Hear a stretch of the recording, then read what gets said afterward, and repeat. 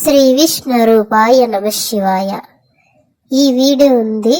పుట్టినరోజు ఎలా జరుపుకోవాలి తెలుసుకుందాం. ప్రతి ఒక్కరికి తెలియదు ఎలా జరుపుకోవాలని. అందరూ కేక్ తెచ్చుకొని సెలబ్రేషన్ చేసుకుంటారు. కానీ మన హిందూ ధర్మంలో ఉంది, పుట్టినరోజు ఎలా జరుపుకోవాలో ఈ వీడియో చూడండి, తెలుసుకుందాం. పుట్టినరోజు ఉంది, నేను జరుపుకోను అని అనకూడదు. ఎందుకంటే పుట్టినరోజు ఉంది, ఎవరి పుట్టినరోజు అయితే వాళ్ళు తప్పకుండా చేసుకోవాలి. అందులో శాస్త్రంలో చెప్పున్నారు, తెల్లవారి లేచి అభ్యన్న స్నానం చేసుకోవాలి. అభ్యన్న స్నానం అంటే తలకి ఒంటికి అంతా నూనె రాసుకొని స్నానం చేసుకోవాలి.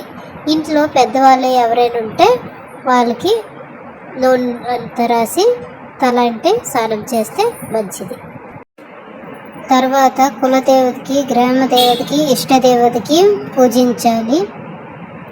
తరువాత ఆవు పాలలో బెల్లం ముక్క, నల్ల నువ్వులు ఈ మూడు కలిపినటువంటి పదార్థాన్ని మౌనంగా తూర్పు దిక్కుకు తిరిగి కూర్చుని 3 మార్లు చేతిలో ఆచమనం చేస్తే ఎలా తింటామో అలా 3 మార్లు వేసుకుని లోపలికి పుచ్చుకోవాలి.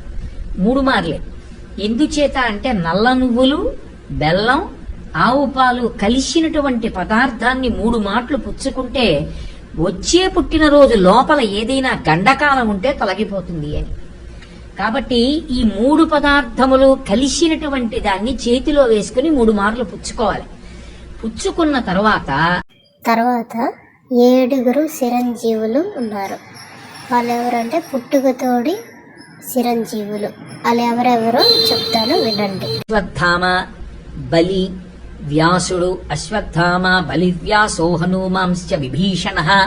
హనుమంతుడు, విభీషణుడు, కృపాచార్యుడు, పరశురాముడు. వీళ్ళ 7 కూడా సప్తైతే చిరజీవిన, పుట్టుక తెచ్చి చిరంజీవులు.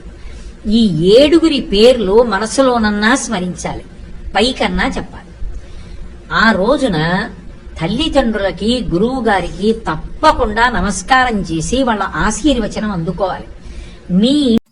తర్వాత దగ్గరలో ఉన్న కోవులకి వెళ్ళి అభిషేకం చేసుకొని రావాలి. తర్వాత గోశాలకి వెళ్ళి గోమాతకి గాసు ఏదైనా ఇచ్చి వస్తే మంచిది. నాడు తప్పకుండా జ్ఞాపకం పెట్టుకుని చెయ్యవలసినటువంటి విషయాలు. వీటికి విరుద్ధంగా పుట్టినరోజుని మాత్రం చేసుకోకూడదు. అది కేవలం ఏదో సరదా కోసం, వినోదం కోసం చేసుకుని ఇవ్వండి. పుట్టినరోజు ఇలా జరుపుకోవాలండి. ప్రతి హిందూ ఉంది ఇలాగే జరుపుకోవాలి కోరుకుంటున్నాను. ఈ వీడియో నచ్చినట్లయితే లైక్ చేయండి, షేర్ చేయండి, సబ్స్క్రైబ్ చేసుకోండి. థ్యాంక్ యూ అండి.